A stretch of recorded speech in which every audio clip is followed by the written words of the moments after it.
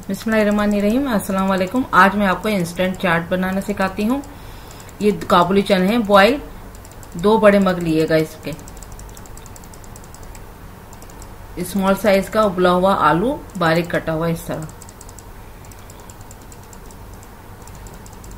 Small size का टमाटर बारीक कटा हुआ।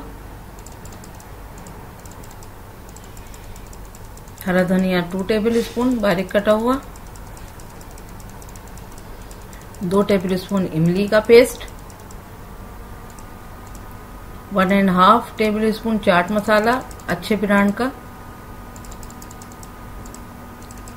प्याज 1 दरमियाने साइज की बारीक कटी हुई।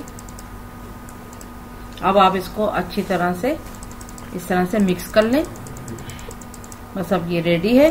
Thank you for watching. Like, subscribe and do share the video.